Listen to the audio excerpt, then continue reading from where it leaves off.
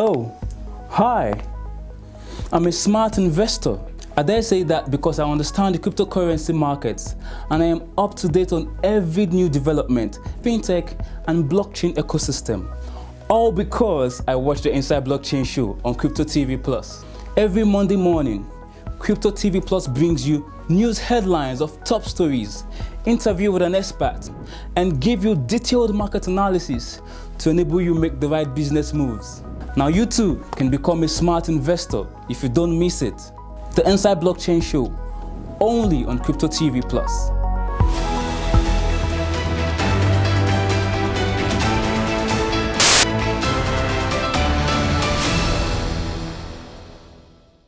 Are you there? It's your boy. No, sorry, it's your daddy, Mr. Macaroni.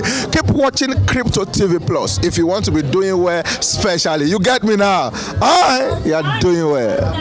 Hello and welcome to the program. This is Inside Blockchain Live on Crypto TV Plus. My name is Faith Ekwari. It's another Monday morning. Today we'll be taking a dive into understanding DeFi and what it means for the future of crypto. Of course, joining me today is the founder of Women in DeFi. She is also a community marketer and a social media marketer. Absolute pleasure to have Sarah Idahosa in the studio today. Thank you very much, Faith. Amazing, amazing. Now, before we kickstart the conversation, if this is your first time on the show, do well to follow us on all our social media platforms and subscribe to our YouTube channel at Crypto TV Plus. Click on the bell icon to stay updated whenever we release a new video. I'm sure you guys are pumped up for today's episode. I am. I hope you are too. Let's go on a quick break. Stay with us. We'll be right back. Hey guys, welcome into the metaverse on Crypto TV Plus. In today's video, we're going to be taking a portal into the Gala Games metaverse. Gala Games is a platform that builds a range of blockchain-powered games, each of which provides players with true ownership of their in-game items through the use of non-fungible tokens, aka NFTs. Launched in 2020, the platform was one of the earliest movers in the play-to-earn niche by rewarding. Don't get stuck in the past. Get all the latest news and happenings on blockchain and cryptocurrency, only on Crypto TV Plus. Hello, my name is Chiki and I'm the Bull of the Bullet. Keep watching Crypto TV Plus. Don't touch that. Peace.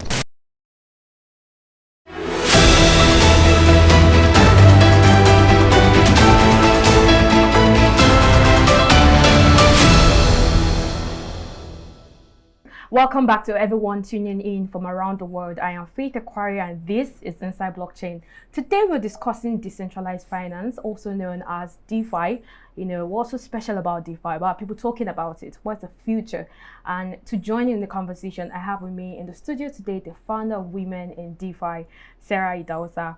Like I said, it's an absolute pleasure having you here today. Thank you. You look very beautiful. Thank you very much. So I'm curious to know, the entire crypto space, tech space is saturated with men. Yeah. So how has it been for you as a woman, you know, gaining grounds and making impacts in the space? Honestly, it hasn't been really easy because, like, let's say for example, someone wants to try and reach out to me on WhatsApp. Probably they've seen a post I made somewhere. The first thing they're saying is, "Good morning, sir."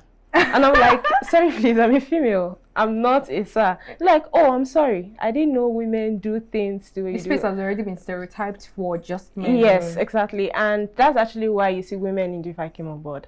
Because we've gotten a lot of guys doing the crypto thing, the DeFi thing, forex trading thing. And whenever they hear that a female is doing it, they'll start saying, she's a tomboy.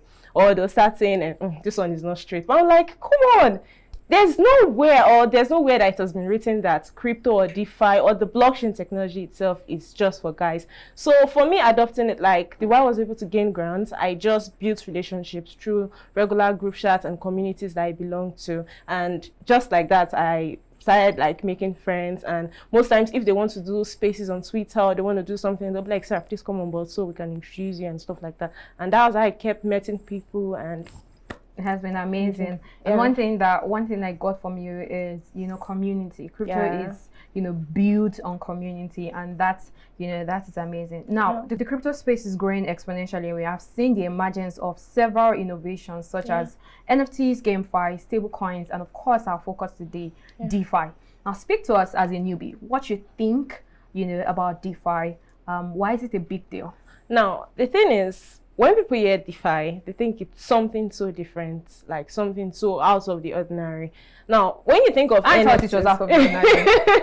now, NFTs is actually a part of DeFi. Like anything that involves you working on the blockchain, creating innovations on the blockchain, it is decentralized finance. Because decentralized is just like, you know the word centralized. For something to be decentralized, it has to be like something that is centralized. Yeah. Now, decentralized finance is literally you just carrying out operations on the blockchain without a central body. Okay. So you'd see NFTs, for example, when you're creating NFTs and you put it out there, no one is in charge of your NFTs. You're the one putting it on the blockchain and people just come there to buy and sell. That is DeFi. You're talking about game, like the play to earn aspect where people could build games and they just go there to play. It is part of DeFi. There is like, when you see exchanges like PancakeSwap and all those other decentralized exchanges that do not have a major body like Binance or Luno or Quidax, like that is DeFi. So DeFi is not something that is so strange, because when we talk about DeFi, people will be thinking, oh, it's something very foreign. Yes, exactly. They think it's different, but it is not.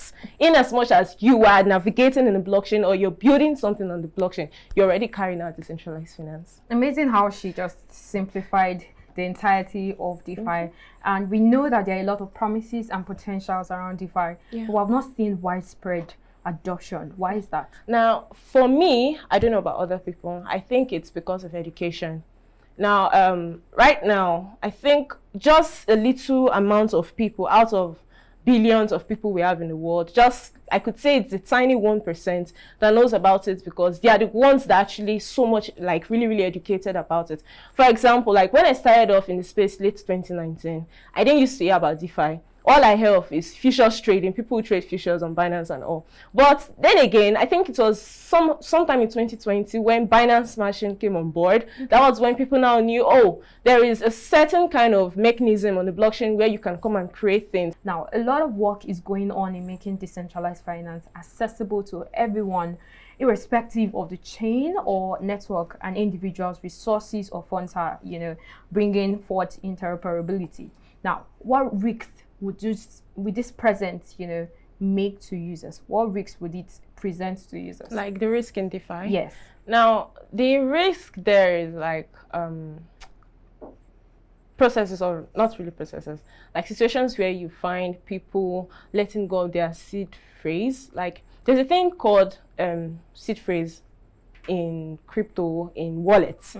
Now, if people actually have access to this, they have access to whatever fund it is that you are using your decentralized finance. Yeah. So while we tell people do DeFi, it's also important to tell them that, oh, as you're coming into DeFi, you need to stay protected. You need to keep your eyes open. Like I said, the scammers keep saying that people would get greedy every day. So they would want to bring out new policies or new ways to steal from people. Yes. So the risks that we have out there, like cases of rug pulls, honeypots, dust attacks occurs where you open your wallet, you see a new token that you know deep down that you did not buy, that you know nobody sent to you. But because you've seen it that it is worth $300, you want to go and swap it. So you keep the $300 in form of USDT or USDC in your wallet, and then you are killing yourself. That is a dust attack, because you've literally just given the hacker the access to your wallet, and then they use that process to like siphon everything that is in your wallet. So the kind of risks that we have, they are just regular wallet security kind of risk. And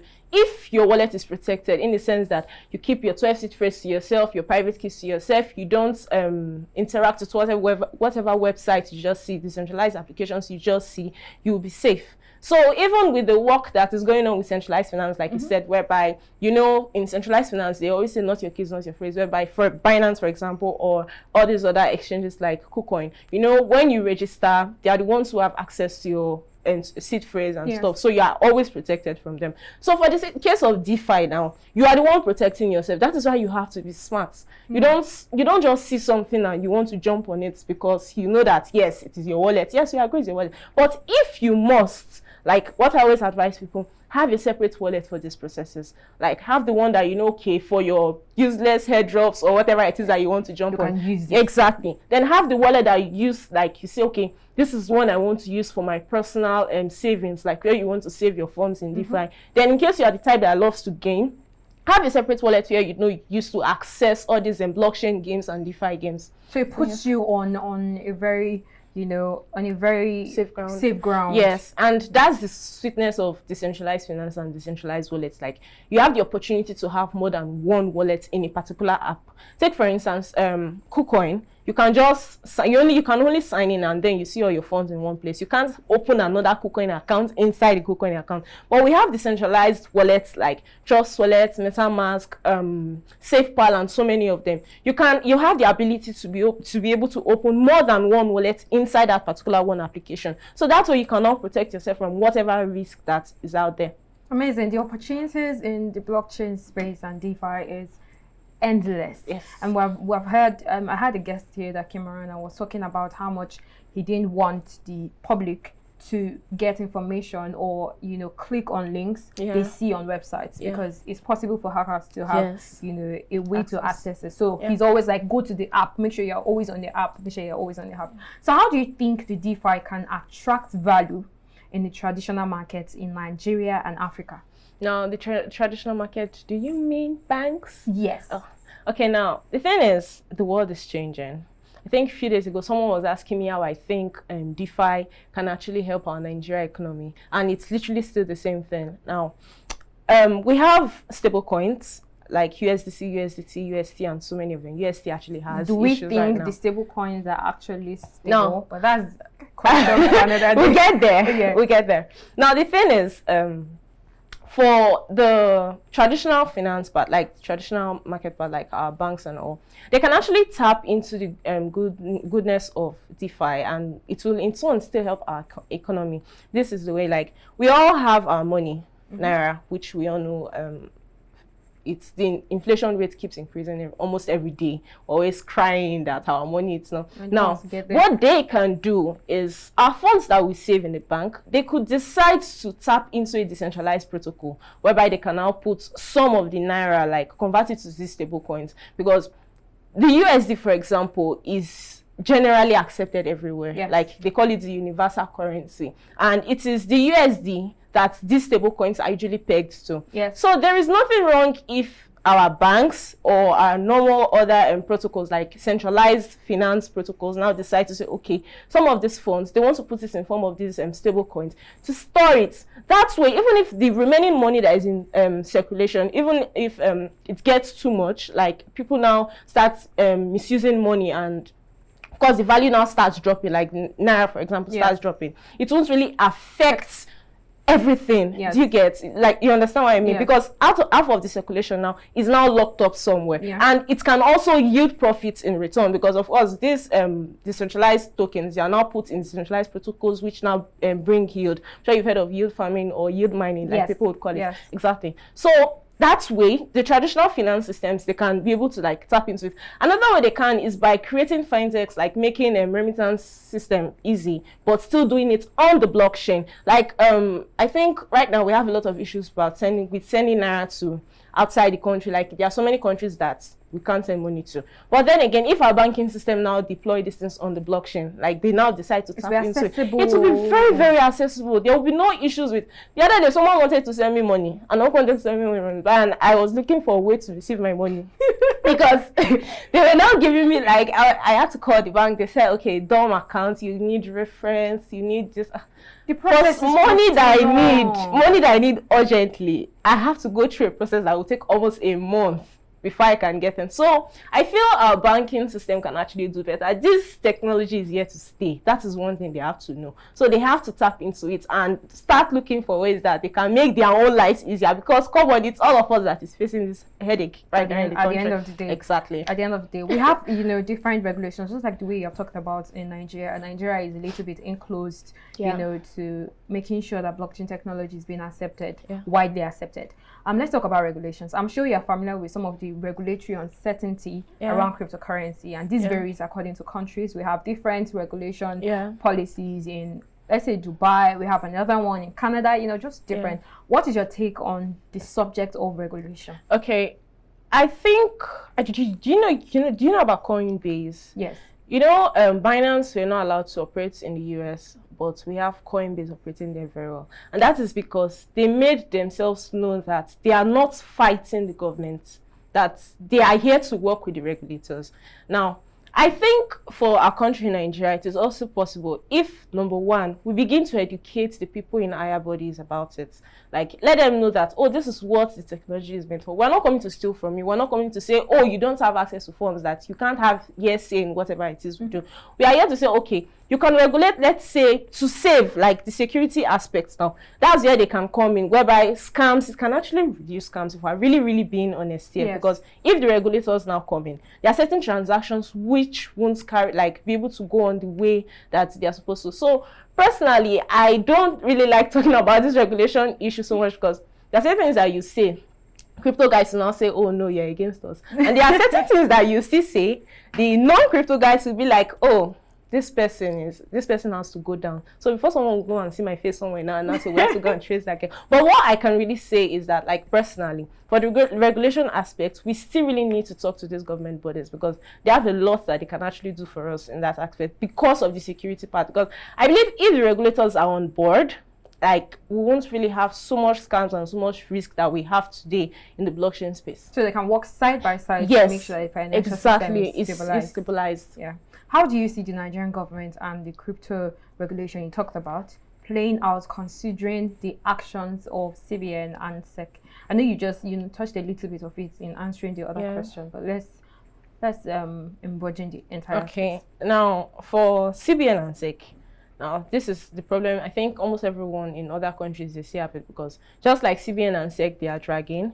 We have CFTC and SEC to also dragging that they want to know, like, this person wants to be in control of the crypto assets. Like, but what I feel is, for CBN, personally, I don't really think they have so much to do with crypto or the blockchain. I think where the issue lies is SEC, because it's securities. And if we really look at it, crypto assets or digital assets are actually qualified as securities. So they are the ones who actually should come in to talk about it. Then they now, like, when SEC is now on board, they can now talk to CBN, like, for the both of them to now align and know how they are going to do their backdoor things, which they always do. But I think for SEC, they are the ones that really have to sit down and talk and speak with the big crypto bodies or whatnot, like, find out, like, okay, how can we come in and see how the securities we can help keep it safe, because they are the ones who we actually have issues with, if we're really being honest, not even CBN. CBN, they are just there because they want to eat their own. I'm sorry I have to say this. They are just there. But if SEC is on board and things are very much aligned with them, then I don't think we're going to have so much issues with CBN. Beautiful. We're having an amazing discussion around decentralized finance, and we have talked about regulation, we have talked about control. Let's go on a quick break. When we come back, we'll be looking into the future of decentralized finance in Nigeria and in Africa. Don't go anywhere, stay with us, we'll be right back. How to sell your NFT in less than 5 minutes. It is hard to take our eyes away from the flamboyancy of how the NFT space can be. Do I like all the NFT projects I've seen? No. Do I think some of the prices of these NFT projects are over the top? Sometimes. But is that mine or your business when you want to sell your NFT project? No. The most realistic thing to do is to be inspired by their work and then be driven to do yours. First thing to put in place if you want to sell your NFT. Hello, my name is Chiki and I'm the boy of the bullet. Keep watching Crypto TV Plus. Don't touch that. Peace.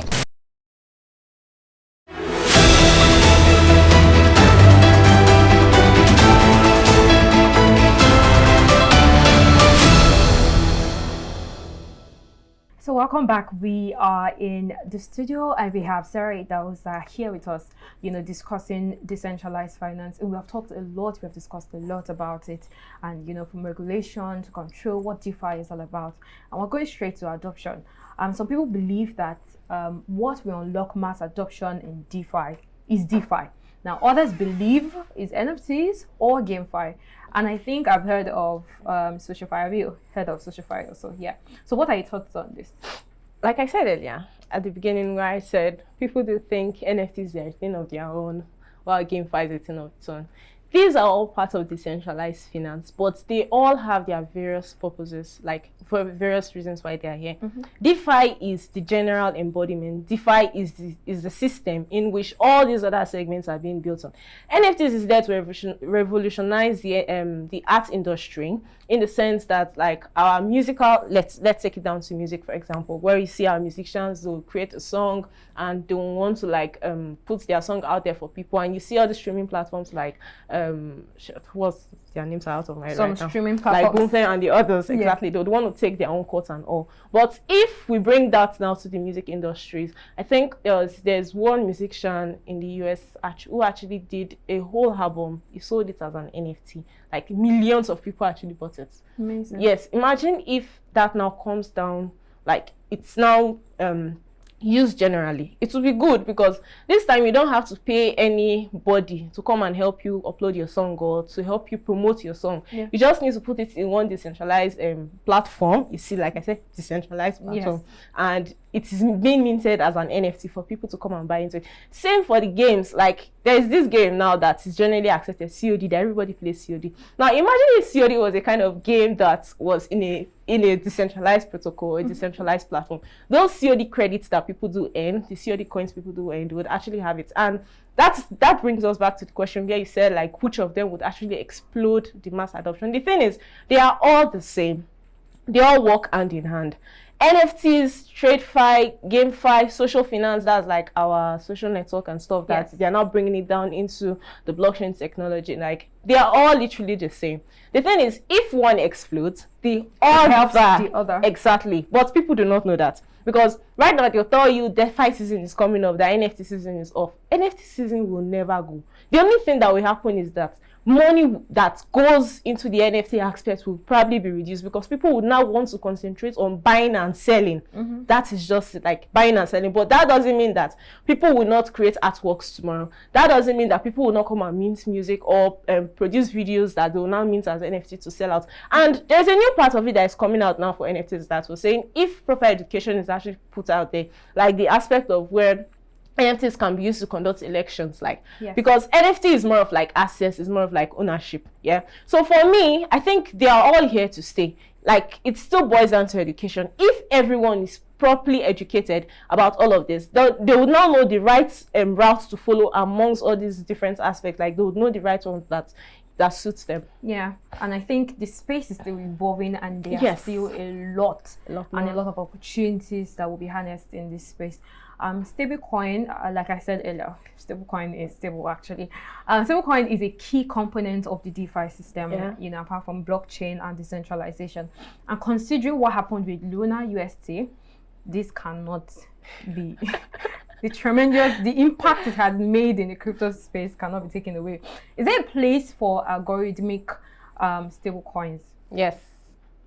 So sorry, I like just say it. That was really. Now the truth is, what Luna had, what they had going for them, it was actually a good concept. Where they messed up is the fact that they didn't have proper backing for them, so that in case one goes down, everybody does not go down with it. Do you get, like, you know, for the Luna UST part, like, when more of this is being produced, like one of this is bond, it affects the price and stuff. That was what actually happened. Like, a lot of, like, I think USDT, for example, they said it's their treasury that their money is being locked into, like the USDT. And right now, there are news coming up that the treasury that they're talking about, like, it's being used for some other purposes that people do not even know about. And do you get it now? So some people are now trying to research, man. They are telling you that, okay, UST was not actually a bad idea. It's actually a good one, because the aim of stablecoins actually is for one to be pegged to the other.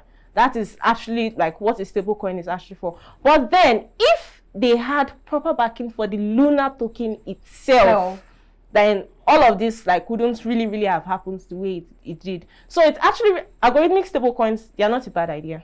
They're actually a good one. But I think the creators of these tokens, of these assets, need to find proper backing for the main token itself, so that when issue happens with it, like, so much effect will not be on the stablecoin itself that is being pegged to it. And there's no way issues are not going to pop up in the next 10, 20, 30, 40 years. You just have to find a structure that is going to help in case of, all these developments.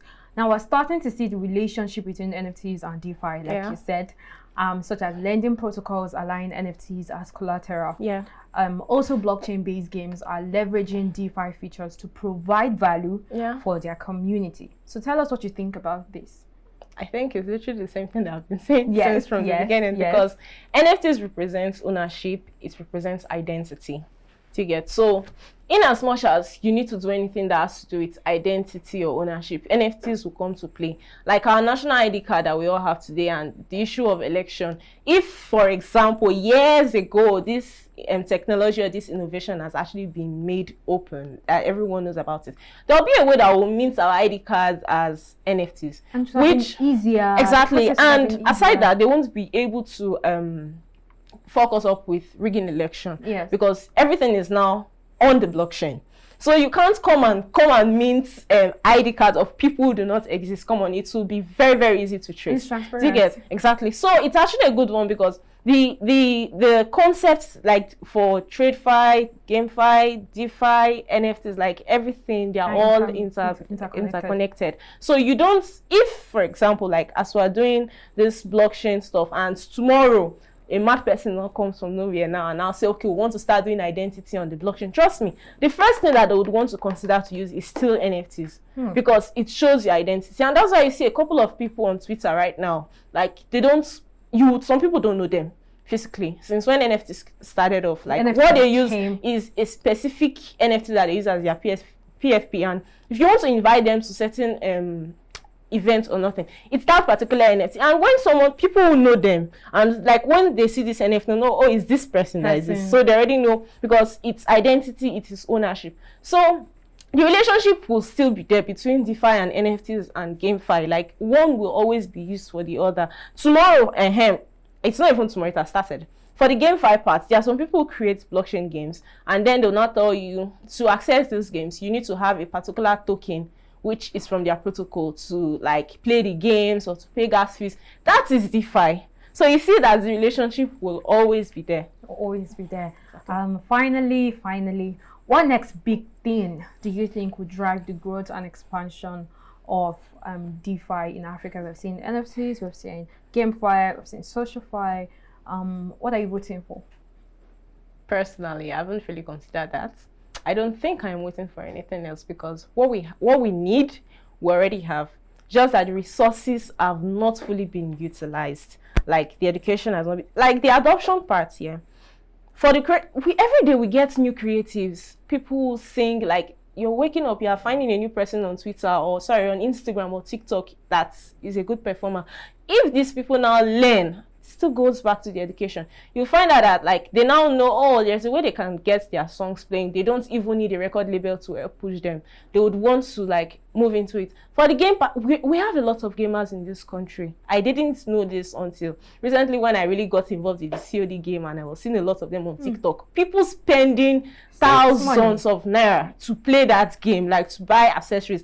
If that part of it now, like games like that, more of it are on the blockchain, the adoption will be massive everywhere. And before you know it, everybody would want to get involved with decentralized finance with the blockchain. It's just that we need to like invest more into education so that everybody would learn. Because right now, I think I have a friend who is a lawyer, and right now is currently taking a course on blockchain law to see how he can now bring his profession as a lawyer into the blockchain technology. And I also have some friends who are engineers who are also working on that. So I can say that in as much as people research more, people read more, the adoption would increase, and so many more people would come into the blockchain technology. Amazing.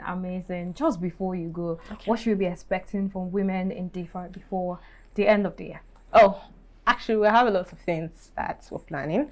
For a start, we have an event coming up on the 20th of August 2022 in Benin City. Amazing. We target cold chats and cocktails. We started it off in June, and the aim of this event is to educate people. Like not people already know, Like the target is go to locations where we know that the blockchain technology, people over there do not really know about it, or they know, but they don't know their way around it. And that is why the one we're having on the 20th of this month is in Benin City. We know that Benin, like a lot of blockchain activities are going on there, but come on, we all know how, but they don't know the other things that they can do with the blockchain. So that is what women in DeFi, like we aim to do, to go there to bring people from different categories, like the old, the young, the average person, educated ones and non-educated ones. In as much as you have a smartphone, you have data, access to network, you can actually learn, and you can now know how to use the blockchain technology. And we're working on like having other partnerships with other people, like other brands, where we can still carry on with our education policy, because the aim of Women in DeFi is just to educate people. You know, we started off with just females, but right now we're accepting everyone together, because this education is not meant for just the females. It's just that we have lesser voice, and we're still trying to beat on that, because even in the Women in DeFi community, we have a part like just females, not everything that is still accessible to the guys, so that the females too can now still learn to be better, like exactly, to expand their craft and also have a voice just like the guys out there. So expect so much from us. This is just August, and trust when I say September, October, November, and December, we have so many activities planned, and you're all going to hear about it. Amazing. Thank you so much for being on today's episode. We had a blast, and I'm sure you guys did also. The adoption of cryptocurrency, blockchain technology in the world is still ongoing, and we advise you, educate yourself, learn more about it, harness the potentials in this space to help you be financially grounded. And that is all we have on today's program. You can get more market updates and all the happenings captured within the world of blockchain and cryptocurrency on our website, cryptotvplus.com. Follow us on all our social media platforms at cryptotvplus to get daily info on our programs. Thank you for staying with us and being here. I had Sarah Idausa in the house, and we had a blast. We had an amazing time. I am Faith Aquari. I'll see you next week.